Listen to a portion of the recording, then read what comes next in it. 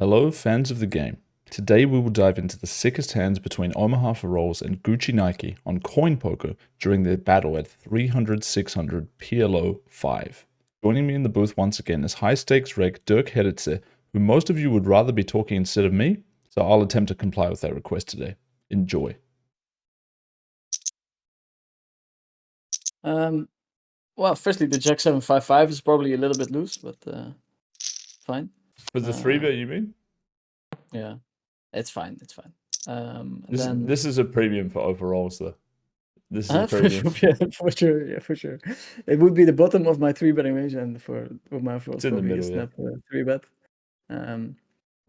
Then yeah, stabbing half pot, and you can't do anything else than calling here on the flop.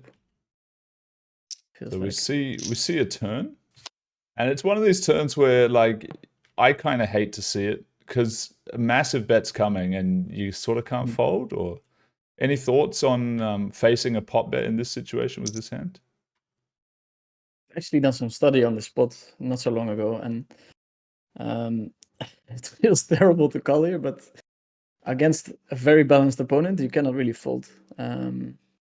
This is against an opponent that manages to find, like, quote unquote air on this flop, which would be a hand like Ace King 10 with a heart or something, or some low rundown, which is unlikely because he was 4-betting, but you still have some funky 4-bets, so potentially. But yeah, it feels very dicey, but surely with a pair, gut shot, and a flush draw, you like have to cry call here on the turn.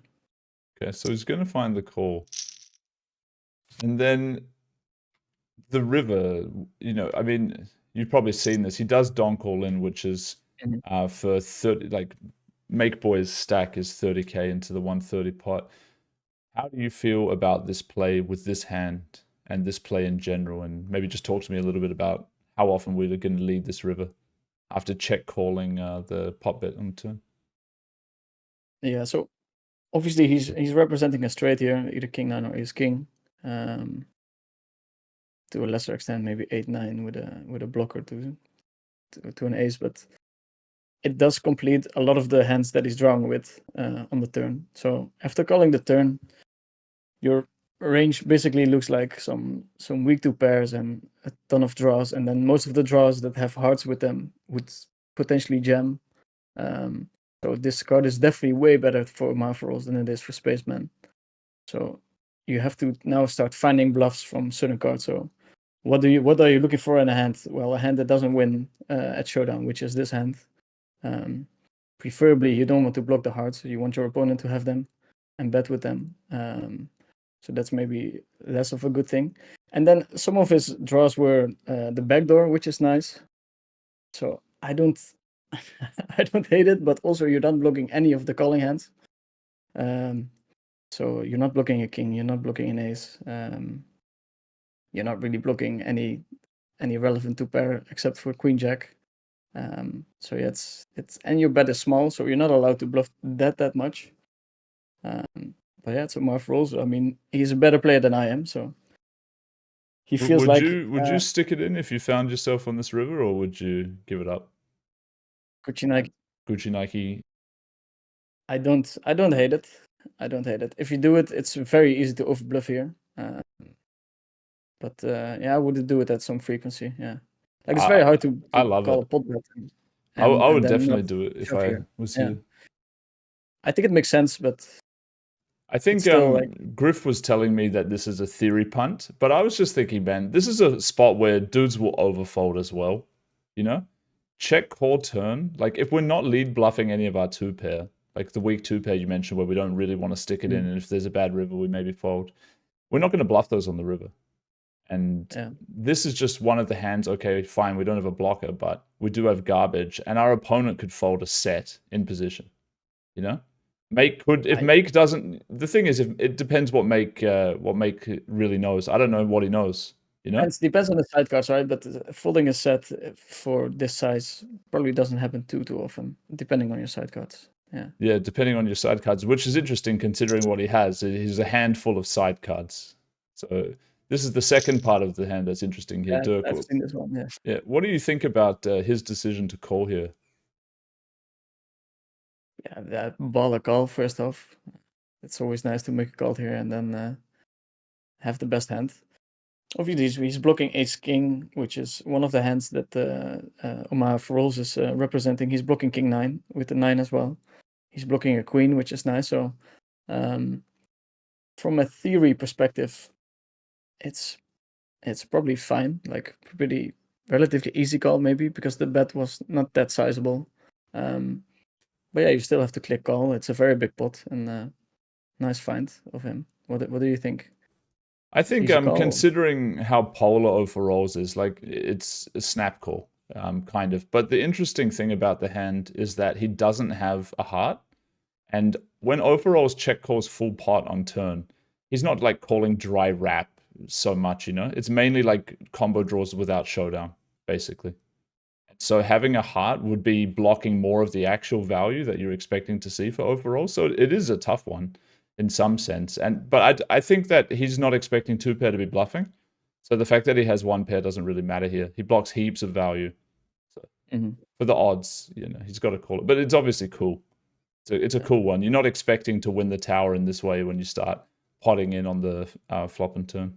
When you're playing a 200k pot and you're calling the river with one pair, it's never a spot that's very exciting, but then you turn out to be right and it's pretty cool. But I feel like Omaha4rollz did pretty good in this session, or at least from what I saw. Okay. Yeah, I didn't follow the session results. But nice who do you think's up overall? GucciNIKE, Omaha4rollz. Do you have any bearing on that? GucciNIKE versus Omaha, or? Yeah. I'm pretty sure GucciNIKE is up quite a bit, especially after his last 5-card session. I think he finished with 2 over 600k stacks. So it's always hard to tell based on stacks, of course, but feels like he's on the. Yeah, it would be cool to see a graph posted. Maybe they'll do that at some point. But that's the theme of the day, Dirk. We've got a bunch of hands from these guys. I guess I'll just click them kind of randomly. They do have kind of spoiler titles, so try not to read them, just in case. But you walk me through the action, man. Yeah, so open from GucciNIKE, 3-bet for Omaha, super premium hand. On this kind of board, we're oftentimes c-betting. Maybe Omaha just opts for 100% c-betting strat on this kind of board. We're 3-betting a lot of high card heavy hands, and we connect quite well with Queen 9 with all our in 5-card. Do you go down in sizing still? Do you third in these kind of spots, or are you, because you have more cards and they have more cards, you want to sort of increase the price a bit? What's the general strategy shift? I go 50% here, but I play a lot of against a lot of guys that are betting 1/3. I have to be honest, I haven't studied 5-card that much, so those guys probably know better than me. So I would think that you use a lot of 1/3 and you try to keep in hands that have draws that you have covered, sort of thing. But I would be surprised if Omaha4rollz studied more 5-card than me. So I don't know what kind of size he's gonna go for. Yeah, I can't remember actually. I just found it curious. Okay, he does half here. And we're gonna see like the micro raise from GucciNIKE, which is very annoying out of position this deep. We have top to pair, a good shot, and a double backdoor, so it's a super strong hand, but also not really strong enough to stack it off this deep, it feels like. You're out of position. I think you would want to mix calling and raising here. Might feel a little bit spewy, but it's very hard to be super far behind. But then again, I have no idea how GucciNIKE is approaching the spot. I'm gonna guess that he has enough bluffs here. So yeah, that mixing. What do you think about like how would you feel in the shoes of overalls facing this bet? I'll describe like kind of the way that I'm looking at it. So I'm looking at my opponent. I know he's like a big redliner. Like that's kind of how he rolls. He's trying to win more pots than me. He's using a sizing, which might not be a thing in theory land. Maybe it is, maybe it isn't. But he's using it because he thinks I won't react to it well enough. How does that kind of thought play into your decision of how you want to continue with these kind of hands? Because I feel like if we don't do what you suggested and 3-bet the flop a bit, he kind of takes advantage of us in some ways. Yeah, that's a problem. And once people start raising you small, you definitely have to react with aggression to the raise every now and then. But then there's two voices in your head, right? Like one voice is telling you, okay, my opponent still has a lot of airy hands here, so we want to trap him. But then the other voice is saying, okay, we have to like fight fire with fire, so we want to raise a little bit. And I think the hands that quote unquote trap here are a little bit stronger than top 2 pair with a gut shot and double backdoor flush draw, where your hand is still quite vulnerable. There's a lot of turns that you don't really like, so I wouldn't mind like showing some aggression against this line. Yeah, I think that's interesting. Double back here does feel like enough equity to just rip it and not care. There's so many shit turns for this hand anyway. And this is an interesting turn. And we're going to see him not donk and face a half pot bet. So what do you make of a range that's coming in here, half potting? He's setting up basically for like a full pot river SPR. Mm-hmm. Yeah, I like his size on this kind of like straight turn. With our hand, there's only one option that we have, and that's to call. And then I'm trying to think about what kind of hand Gucci is raising for as a bluff and as value here. So yeah, hands like Queen 10-10 or something would make a lot of sense on the flop. Maybe a 9 and blocking high straights, double backdoor, that kind of stuff. So I got a question for you. Do you think he's ever doing this weird click raise shit with like a low wrap in his hand? With low wrap? You know, because like he can't ignore the reality of 6-8 in this spot. You know, it's 5 card. There's a bunch of this going on, but it feels kind of hard for him to have a 6 and an 8 in his hand when he clicks like that in position. I would be very surprised. I think if the solver looks for bluffs, it's gonna like look at the higher region of the straights to block there instead of the lower region. So to raise with 6, 7, 8 here would be like very surprising. But then again, of course, Gucci that knows just better makes than me. me feel strange about his turn sizing. Almost that he just doesn't care about 6-8 and he just has nines, queens, you know, these kind of hands anyway, or like Queen 9 Jack 10, kind of these type of hands, and just sort of ignores the fact that low straights get there because our 3-betting range doesn't have too many of them either. Or he does somehow have them in his range, and that's what he's also trying to sell. It's weird. I don't know. I mean, queens and backup, and maybe even queens and the right blockers, we're still betting here. So then half pot would be fine too, I think. Yeah. So Omaha4rollz will peel. Finds a pretty magical river. Do you think he is going to want to donk this? Like, how does he want to play this spot here with an SPR of 1? Like, since we're on a rainbow board, a lot of our draws come here, so surely we want to develop a leading range. The question is, however, with what hands do we want to lead with? Do we also want to lead with blocking 3 pair on the board? Do we want to lead with pot? Do we want to lead small? So I think there's a lot of options on the table here. In game, I would probably be very greedy and go for a pot bet. And sometimes maybe size small just because we're blocking a lot of pairs. But I don't know how relevant it is in 5 card. I know in 4 card it's a thing where we would definitely size down sometimes with this kind of combo. But yeah, not too sure. What's a bluff you would find? Just we'll put it this way: what's the highest showdown value you can imagine bluffing on the river here as Omaha4rollz if you're pot shoving? Yeah, we want to find bluffs with a Queen 9 combo, Queen 9 Jack combo, something like that would make a lot of sense in my mind. Like we cannot really win the hand by checking, and then it's very hard. So this is very hard in 5 card, right? And that's why a lot of people underbluff. You have to be very creative to find enough bluffs.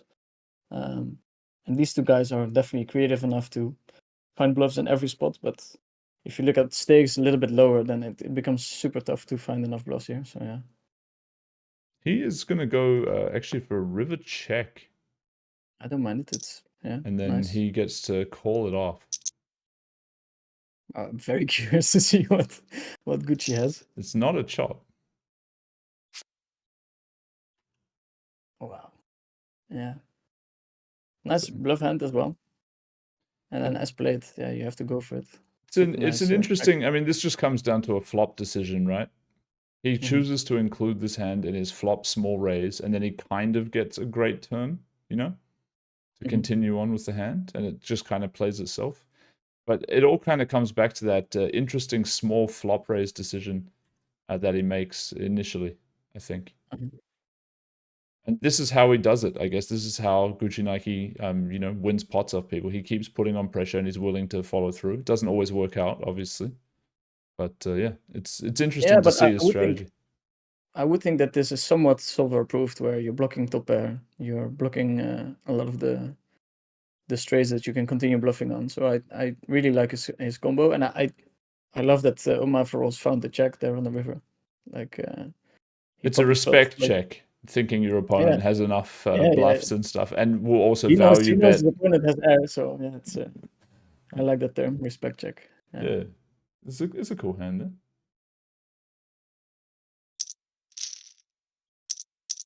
Oops, excuse me.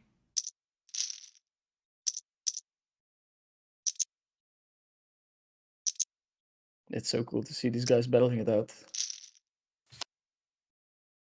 Absolute sickos, both of them. What do you think about this? Is this like close, or do you have to peel here? Dry. Oh, it's a double gut. Okay, so it's not close at all. Double gut, yeah, my bad. I thought it was one side is to the nuts, and those gutties to the nuts are worth a lot, even in 5 card. It's still probably a little bit like it's a bit dicey, but fine. Yeah. I thought it was a single gutter. That would have been a bit tough. And now we're going to see from GucciNIKE's perspective. Do you imagine he's going to want to bluff with this, Dirk? How do you feel about this? Yeah. So again, finding enough bluffs in position is extremely tough, and I think you want to do it with this kind of combination where you're blocking some of the continuing range of your opponent. You have a 10 in your hand, you have a diamond in your hand, and sometimes you just have to close your eyes and press the bet button, I think. You're not gonna win this hand much by checking back and then seeing a river. So I like his step. Yeah, and then here we've been digging a hole, and the only way to get out is to bet. I don't think Gucci is ever checking back here. So what sizing do you personally think is good here? Because I tend to not want to go for the full amount, because then it gets thin with some flushes, and I feel like I would rather bet more flushes and be more annoying than have to start checking some weaker ones back, So yeah, my logic would be like we're holding the 9 of diamonds, so we're kind of representing a lower flush, so half pot would be a nice size to go with, I think. But I'm not sure. I'm not sure if that's the right way to approach this spot, especially not in 5 card. It becomes a little bit weird because when you have the ace of diamond blocker, it's so likely or so much more likely that you have the flush. So that I would imagine that all the flush boards, they work a little bit differently in 5 card, but we're gonna see. Yeah, this is something I noticed from the max stake sickos, is they always tend to be like parting in flush spots. And so I've never played against any of them heads up to kind of feel out that dynamic, but I personally have gone with smaller bets, like 75%, just because I want to feel fine betting like some 9 high flush or whatever. Because checking it back feels like it's easy to play against, but could just be projecting some random thing. Anyway, he does not get a fold. Yeah. And do you think in these spots, Dirk, that even in 5 card, like all flushes are just have to call? No, he's definitely folding some flushes. So here he's also blocking part of the board, which probably helps in his decision to the A7, you mean? Yeah, A7 probably helps. And then the interesting part is the turn, I think, where he's check calling, and I think it definitely could be a super interesting check raise on the turn. Or just a barrel, right? If I was to pick what I would guess would be standard, would be just a barrel. I mean, sure, like you're losing to ace 10, but you're not losing terribly to ace 10. But yeah. So I don't know what kind of c-betting strategy Omaha4rollz is implementing here, but if he does c-bet at a high frequency, you want to have a lot of checks on the turn, and then this hand seems kind of nice to mix in every now and then. And then if you do check, then check raising becomes very interesting, I think. But he decided to go for this route and won the max, so well played by him. You would raise just because you want to protect your hand a bit, or what's the feeling behind raise? Because yeah, you can make better hands fold when you're raising the turn. You think a dry ace 10, like an ace 10, Yeah, you have with to fold a shit gutter or something. Ace 10 8 5. Yeah, for sure. Man, And you're out of position. five card sucks, Any, man. Jesus, I don't want to anytime, fold top 2. anytime I get to raise out of position and take away the positional advantage, I love to go for it. So I probably do it a little bit too much, but yeah, cool hand as well. And it's just nice to see that Gucci is willing to put his entire stack on the line with a 9 diamond blocker. Yeah. It's very tough to play against a guy like that. Yeah, he's not making it easy. So this is a c-bet that I would be very clueless about in PLO 5. In PLO 4, this feels very natural. You've got top pair, you've got a high club and overpair. You know, you got a backdoor. You're pretty happy to deny your opponent equity, but you also don't mind seeing the turn. Maybe that still carries over to PLO 5, but we're going to see him c-bet with this hand. And then we're going to see him fire again. Thoughts here, Dirk? So yeah, I like the flop bet where obviously we're 3-betting a lot of double suited hands. So whenever we have a 2-tone flop, we get to c-bet quite a bit. And then the hand doesn't really work well as a check call. So I would probably go for the c-bet here quite often. And then the turn, it's very hard to play flushing boards in a balanced way. With the king of club blocker, feels tough to go for a big size twice, but yeah, these guys know better than me. So would you barrel this one, Dirk, because it has 2 hearts in the hand, or how are you randomizing for this one? No, so I look at the first card when I randomize. So the club would be back in the day would be my not aggressive card, so that would probably end up being a check. But this combination does not pretty bad as a check. I guess when you check it, you can bluff the river on a lot of runouts, so it's both fine. So I would mix it here on the turn. Yeah, I mean, from my perspective, it's interesting. I mean, you block him having top pair floats. You block him turning straights a bit with the 7. You have a king of clubs too. I mean, you do have some showdown value here compared to other combos of kings, but not really. And also, even when you do, what are you going to do? Call? No. Yeah. So you can really call. So yeah, it's a very tough spot. He's decided to barrel. Will he follow through on the river? It does complete a 4-card straight, and I think he does just go for it. The full amount. Yeah. So again, these guys they tend to try and set up this full pot river SPR. It seems to be something that they enjoy doing, putting max pressure on the river. Quite cool. But yeah, what do you think about just going loose all 3 here? King of clubs. The 10 being a somewhat negative card for 3 barrels. Maybe even arguably the 7 joining it and being a negative overall card. Yeah, the problem with only picking your ace of clubs is that you have too many nut flush or nut flushes whenever you have the ace of clubs. So surely you have to add some king of clubs in as well. Is this the most ideal combo? Maybe not, but yeah, I don't mind it. Right, I mean, and he could just be doing what you're suggesting, but using an RNG when he's not sure about the exact combo. He might say, well, I'll use this 25% of the time. And then his overall frequency wouldn't be that bad, even if maybe the combo choice isn't picture perfect. He does get called by just a random flush. You know, just a whatever flush. I feel like these guys never fold flushes, mate. I think it's a hero call in 5 card, but it is a full pot jam. Yeah. Yeah, I would think this is considered a hero call in 5 card. Again, he's blocking a part of the board, which really helps. Unblocking his naked aces that he might find bluffs with. I do feel like Omaha4rollz might be more aggressive than your usual opponent as well. These 3-bet spots, so it's probably fine, but definitely not super nice to call 9 high on in 5 card against the pot bet. Yeah. Yeah. I wonder how much like timing and other factors like this play into it with these guys. I know, well, I don't know, but I assume with Barry, he's quite a read-based and feel-based call-down man. Just seeing some of the hand histories working out for him quite often.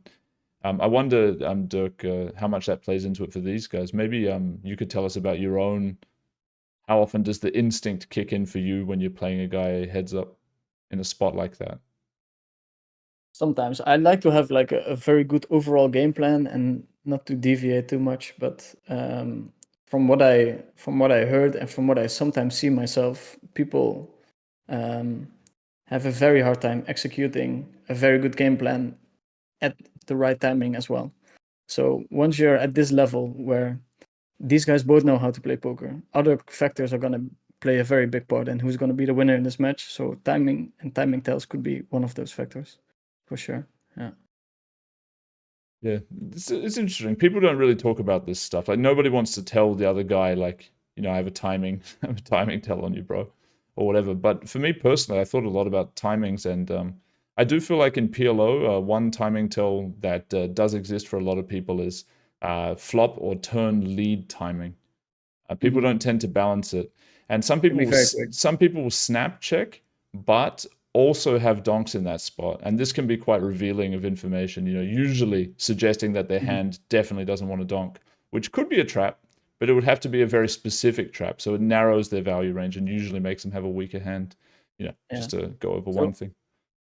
So what people don't realize is that when we're talking about timing tells, we're not saying that because of your timing we know exactly what kind of hand you're having, but sometimes because of timing you take away a part of your range. Right.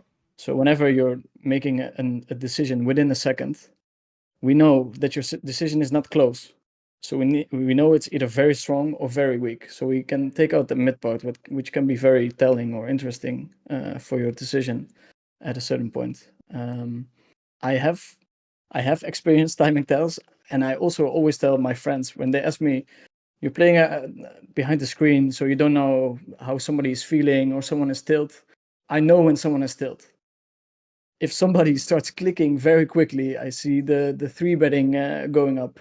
I know he's in a bad spot. So if people feel like you have to be in real life to get reads on your opponent, it's not true. Like I know exactly where my opponent is at when I'm in a heads-up session, especially a heads-up 6-max. It's harder to feel someone's emotions, I think, but heads-up for sure you feel how your opponent is feeling. Yeah, cool, man.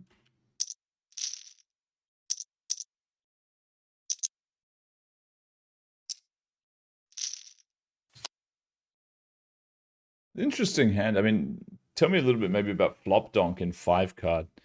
Can you go donking around on these boards a bit?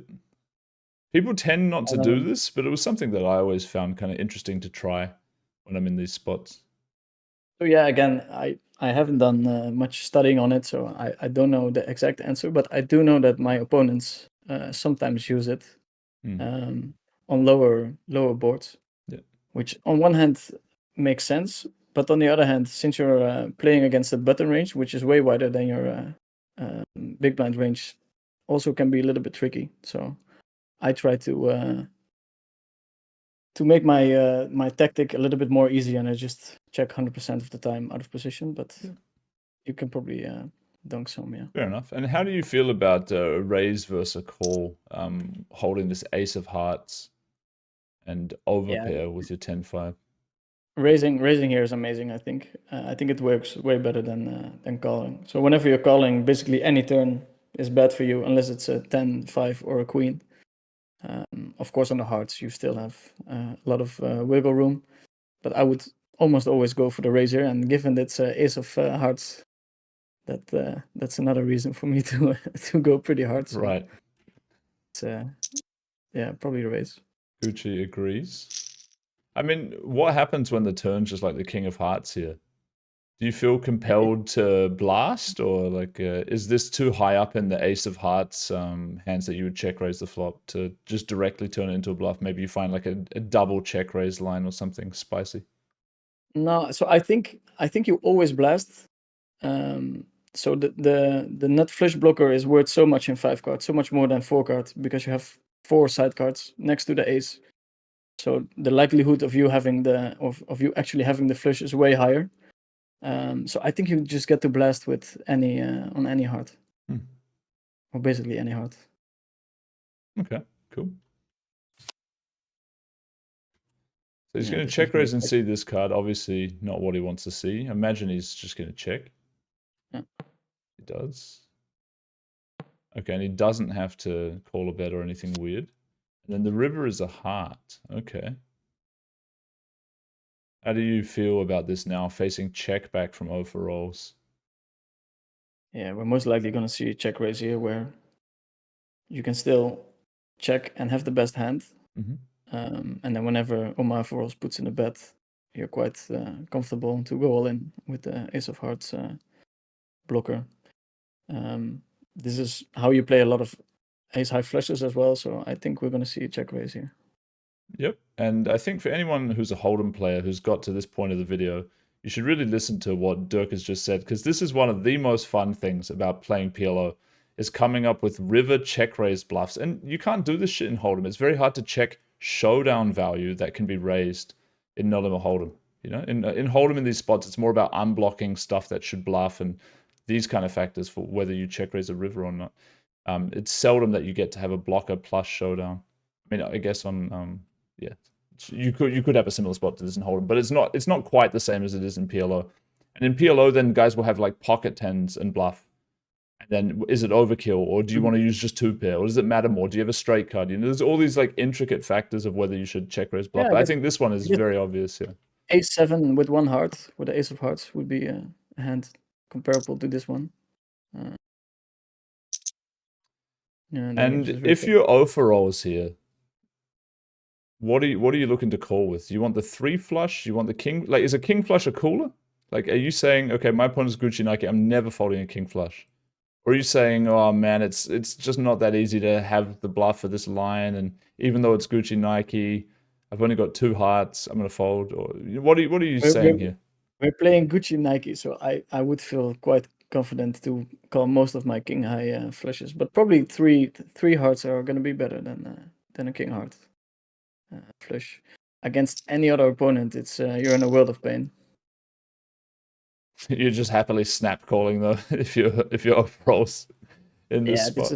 It's quite a cool combo as well. So he's sizing down on the river. I would think because he's blocking both the king of hearts and the queen of hearts. So whenever you have the king of hearts, a custom sizing he's brought in here. That's what you're suggesting. Well, not a custom sizing. I think the silver likes to size down as well when you're blocking part of the calling range of your opponent. So since you're blocking the queen high flush, that's the hand that calls the most against the pot bet there. When you're having the king high flush, whenever you do block it, it's nice to put it in your smaller betting range to protect your smaller bets and get calls from maybe a straight with a hard blocker or maybe a super low flush. So I think that makes a lot of sense. Yeah, I find it very hard to feel like I'm actually balanced if I start using 60% and pot on a river. I feel like I'm going to have too many bluffs in one of my 2 ranges, you know, or not enough value. I feel like I won't do the job properly. So I stay away from plays like this completely. I understand, but then it probably adds a lot to your EV to be able to bet half pot here. I mean, 60% is a little bit in the middle where I would be more confident to do it with 100% and then 50%, but I think it adds a lot to your EV, being able to like value bet lower flushes and stuff in 5 card. Yeah, it's a sick one, but I think you've spotted something quite clever there, Dirk, with the king queen of hearts. That may well be why he decided to make this sizing, because as we saw before, these guys are not scared to bet pot with a king high flush or even a king high blocker. So that probably is the exact reason that he chose to do that.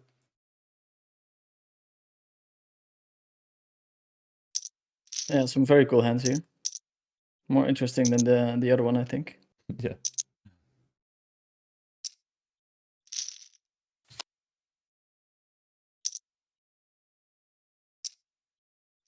Two gut shots. Also a fun draw for no limit Hold'em players. You get 2 different gut shots in this game. Yeah? 2 different gut shots, and I can tell you that it's very close on the flop already. Because of that thing you mentioned before, where dominating their draws is a relevant thing to consider when you make these smaller c-bets and whatnot. Yeah, well, he c-betted quite big there, right? Like 75%. And a lot of his hands are going to be hands that have a very strong mate component, and then you still have 3 sidecards. So it's not like your jack is always gonna give you the nuts without him having the nuts. So it can be very tricky to. I would peel this hand, but it's probably very close. Yeah, I mean, you're right. It's a big sizing on the flop. And now Gucci is going to find a turn check. And what do you think about this? Also, like, he makes another kind of custom size here. Like setting up, is it for a full river SPR again? Is that what he's trying to do? No, it's not going to happen. So he doesn't bet pot, he bets almost pot. Yeah, that's interesting. Why he doesn't go pot there.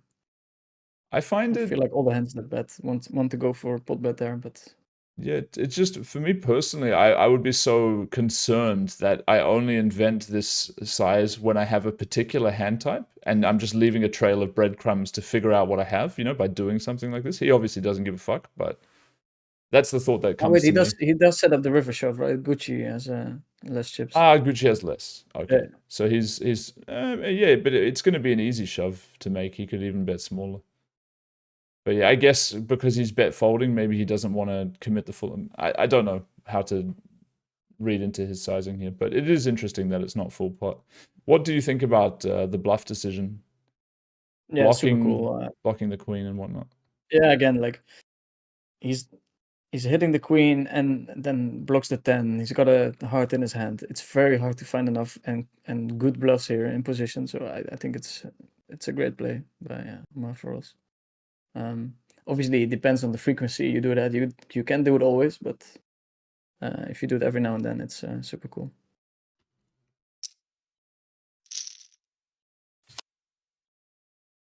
Yeah, now he's gonna blast off. He's.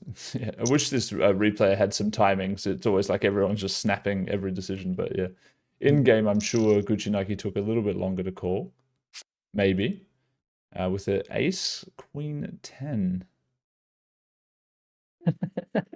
It says a lot about the dynamics of that match for sure.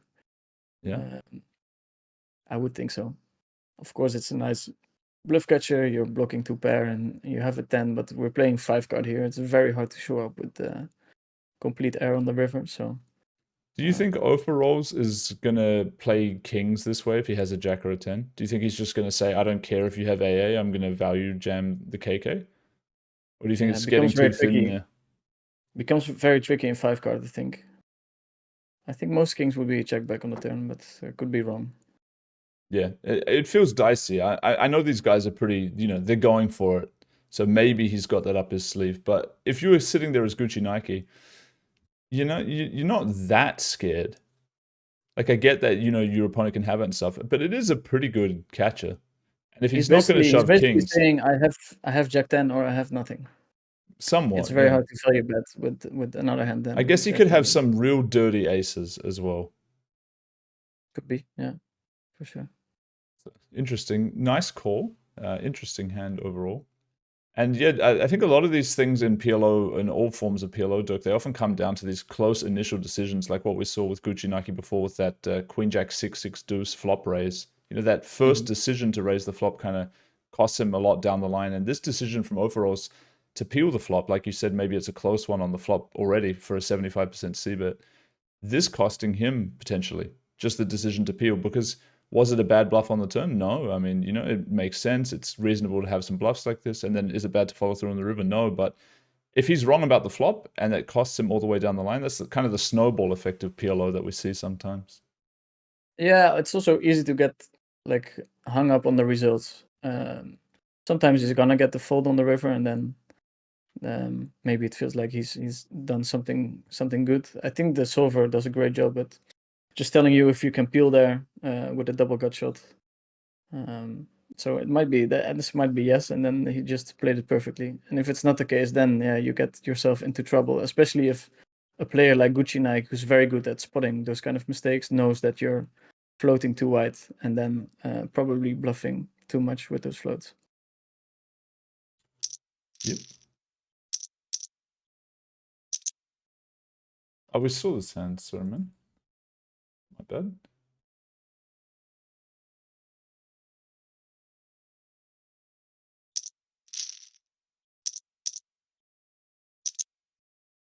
Yeah, 3-bet.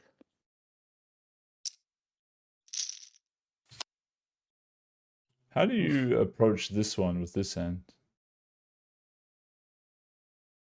So again, it's not two-tone, but it's rainbow, so it's not necessarily super good for us. There's two like medium cards on the board, which is good for us. We're 3-betting a lot of connected hands that will flop a lot of 2 pairs, reps, and that kind of stuff. So I think we're mostly betting, probably 60 or 65%. And then if you're looking for hands to bet this hand without a pair, generating a fold would be amazing. Building a pot for whenever you hit a straight is quite cool as well. You're pushing equity against lower reps, so I'm probably always betting this one. Okay. He goes third. So yeah, small size. If Gucci is doing it, it's definitely a thing. And what, mandatory pot barrel here on the brick, or no pair in PLO 5? Is that a sign not to start ramming in on the turn? If I translate it to 4 cards, we want to mix pretty heavily here.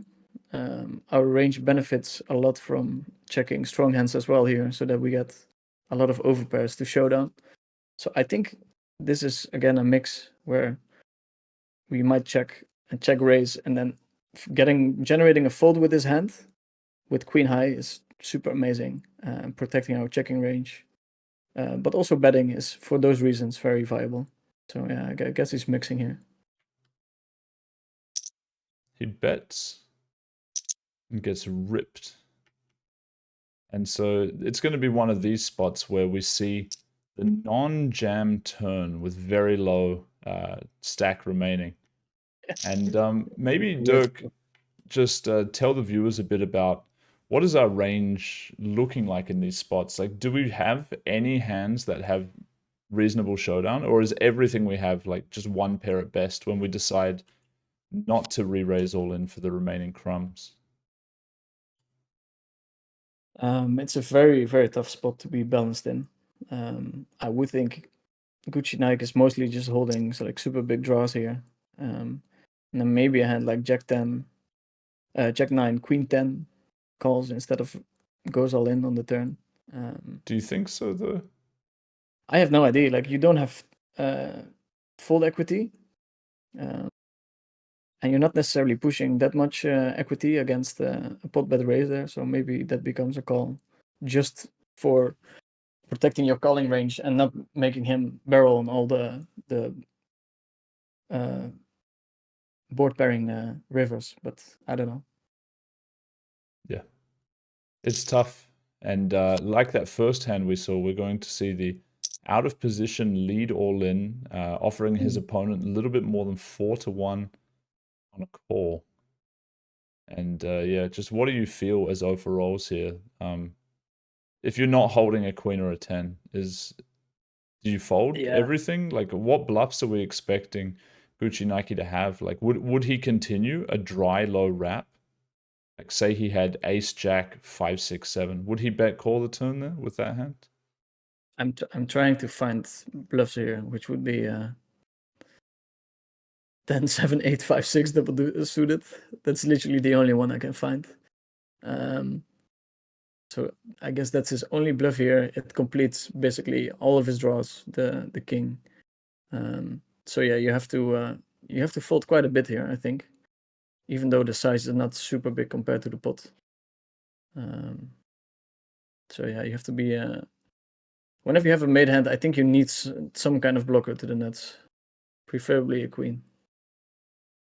Preferably a queen, okay, because you want your opponent to show up with that 10-8 something something type of hand. So, yeah. Makes sense.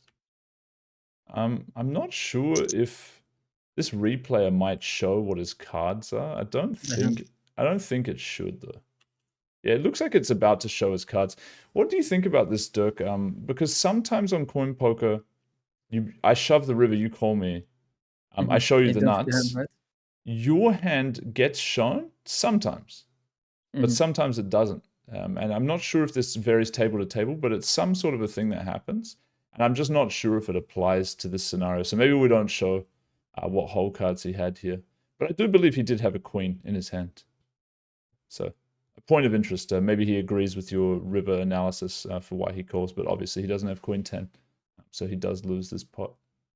Yeah, I won't show just because it doesn't feel like the right thing to do. I mean, yeah, we probably have a... It does show, or the replayer doesn't show? The replayer does show, but I'm not sure if it should show. Do you know what I mean? Like, I'm not sure if the information should exist, so I guess I'll just leave it alone. Let's move on to this one. Not sure. We might have gone through this one, and I have a bad memory. Ah, yeah. Yeah, we did that one. Yeah. Did that one. My bad. This I think we just did. So we might be down to just 2 more hands. Yeah.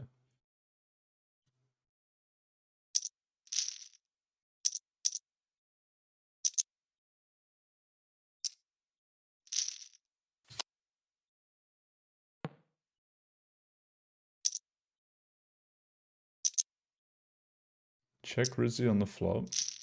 Heal this hand, obviously. Turn the ace. I mean, pretty nice. 3 flush on this card. GucciNIKE barrel pot. Okay.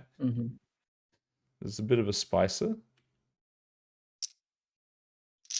And the river is a brick. And you face again. Oh no, you don't face shit. Okay, so I thought he was going to barrel here, but he doesn't. This is a very interesting hand. What do you do as overalls here in this line where how do you have a Dirk?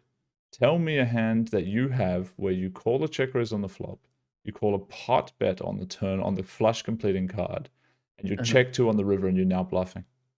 Yeah, you want to turn some sets into a bluff. Since you're so strong, you're allowed to do it. So I think that would be a hand where you find your bluffs from. And for that reason, you're probably value betting this too. But sizing wise, I would have no idea. It's crazy. It feels like right? you don't have many bluffs here, so I would just size small. Yeah. With both my sets and my flush. But yeah. Very strange spot. I like your decision. Because otherwise you don't bluff anything and you just take your showdown with that hand. Like that set there. Yeah. But it feels like you're losing something doing that. Then again, Omaha4rollz has such a crazy image that you might just want to go for the pot and have your opponent find a hero call. But yeah. He is going to, I think he goes with your thing. Oh no, he bets half here, okay? And GucciNIKE is going to find the jam on river. Okay, Dirk? And now look, GucciNIKE is your opponent. Obviously, he has a lag. You know, he wants to win pots. But how the fuck has he taken this line and has a blocker? How is this possible? Let's replay this hand, okay? He check raises you on the flop, okay? So maybe he has some like nut flush blockers and stuff like that, blah, blah, blah. Okay, the turn is the fucking ace of clubs. So now we're not talking about having a nut flush blocker. We're talking about having a queen of clubs dry in his hand. He bets pot on the turn. You call. And then on the river with the queen of clubs blocker, we expect him to say, you know what, I check with SPR1. Okay? So what does he have? Like king, queen, 3? And he's taking showdown? Like, how is this a king, queen, 3 with the queen of clubs? Like, how can he have a bluff here when you bet half your stack and get jammed on? So my question to you, Dirk, is do you fucking call? Or do you say, you know what, Gucci, you might bluff a lot, but you're not bluffing this time, I fold. What do you do, Dirk? I'm calling, but it makes me feel sick looking at this hand because I just feel like even Gucci doesn't have. It's so hard to have a bluff here. It's just so fucking hard. Yeah.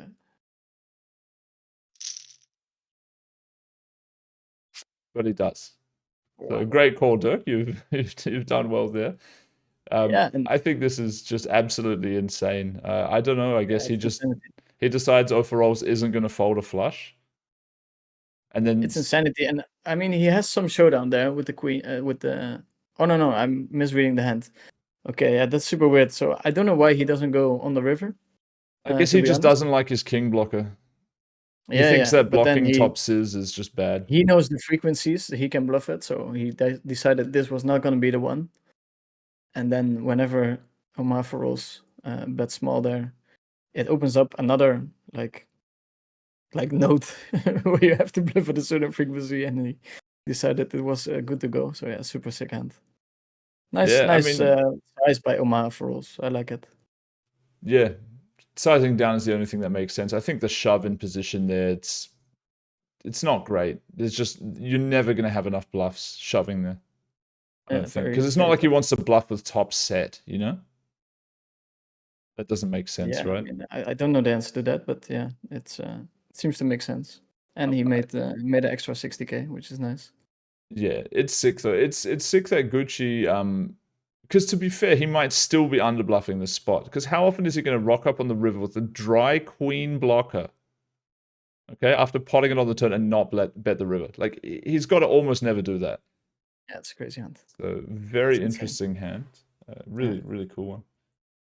Just another 200K pot. Yep. Super sickos. This hand is nice. This is a very deep stacked hand here. So this is sitting about 4 buy-ins deep, Dirk. And we're going to start things off with a They third. never reset stacks and stuff, right? So he is betting small, and this is for what we talked about earlier. Like, you really want to reel your opponent in with a inferior draw here. Yeah, him turning a free roll card and check potting would be massive or whatever, for sure. But yeah, it's going to go third call, and then this is your turn. So obviously not a great card for your range overall. Your hand is not too bothered by this card. What would you do, Dirk, in this situation? You wouldn't range check it, I imagine, but what kind of bet frequency do you think you would find? I would think it's close to a range check, yeah. Like, if you look at how many 6-9s and 4-6s I have versus Omaha4rollz. But what about just, we're so fucking deep, I can bet third, and even if you pot raise me with a straight, I don't give a fuck because I have aces, and you're never covering yourself by raising me with sets on the turn. You know what I mean? So I feel like a block bet could be quite annoying here from Gucci, but maybe that's not what this hand wants to do. This hand is drawing such potential nuts that we don't mind. Yeah, you can check raise. You can do anything, right? You can check raise. You can bet. You can basically do anything. And you might be right, especially against 1/3. His range is still quite wide.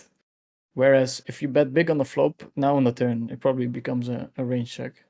So yeah, he does go for your advice there. He checks it on the turn, and then he faces possibly another custom bet size here, something like 80% of the pot.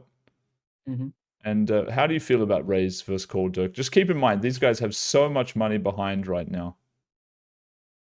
I'm raising here. So you don't mind. You'll put 4 buy-ins into this pot right now, if necessary. Yeah, I mean, there's literally no hand we were not ahead against. He goes for it. Omaha4rollz is going to flat, and Gucci just bangs off a 10. Very dirty. How do you approach it though? What do we do here? Yeah. What do we do here? Okay, so of course Omaha4rollz, he's gonna bet call all of his naked 6-9s. So 6-9 is not strong enough to come over the top on the turn. So he still has a ton of 6-9s. We're blocking all of the draws, so he's probably mainly having 6-9. On the other hand, it completes his 9-10 draw, so we probably want to check sometimes, but yeah, it's very hard. Like, it's easy to get greedy here and always bet, but I'm very interested to see what the GucciNIKE ends up doing. Yeah, he kind of comes in for a strange sizing himself here. Goes for 90 grand. Okay. And I'm not fully sure what he's targeting here. Like, is he expecting 6-4 to call? Is he just going after 6-9? Like, it is a strange sizing. I don't know. I mean, it is also a good range for his bluffs. If you think about what he's likely to bluff with on the turn, most likely he's going to have at least 1 9 in his hand. And with a 9, you're going to want some equity. So unless he has, like, it's hard not to. Basically, he could river a jack, I guess. He could have, like, some double gut shot 9 with a flush draw. You know, something along those lines. Like, maybe king, queen, jack, 9, 7, or 8 or something like that. He could possibly check raise there and still be... But then it's 2-pair bluffing the river for... Yeah, I don't know. It's complicated, man. Yeah. Very tricky one, but he will get paid off here and win the pot. I will not do the showdown again for similar reasons to last time. Yeah, I haven't seen the hand, and I can tell you he had 6-9. So yeah. He might have had 6-9. He might have had dry 2-pair, mate. You never know. You never know. Yeah, man, fuck. Interesting hands, though. I'm glad we got to see some stuff that was a bit out there today. These guys are battling all the time, swinging millions of dollars either way. Is Omaha4rollz, trying to put his whole roll on the line at some point, or is this dude just too rich to care? What's your opinion? They have to play very long for Omaha4rollz to battle for the entire rolls. I think they have to add certain stakes for Omaha4rollz to truly battle for rolls. What about this 1K, 2K shit though? I mean, this could be the end of someone's bankroll, surely. Yeah, 1K, 2K is 10 buy-ins is $2 million, mate. Like, you go on 100 buy-in downswing. I don't think too many of these guys are surviving that, you know, at those stakes. I think Omaha4rollz, if he loses 2 million, it's not going to matter much to him, to be honest. But no, I'm saying, well, what about 100 buy-in downswing at 1K, 2K? That's $20 million. Yeah, that gets painful for sure. Yeah, this has got to get a bit painful. You know? There's nobody that loses 20 million without without a bad night of sleep. But yeah, super interesting hands. I hope people appreciate seeing some 5 cards. It's a great game, and these guys are playing it at the highest levels, highest stakes. So hats off to them. And if you want to do another session when they play some 4 cards, I'm definitely down. It's super interesting to see these hands.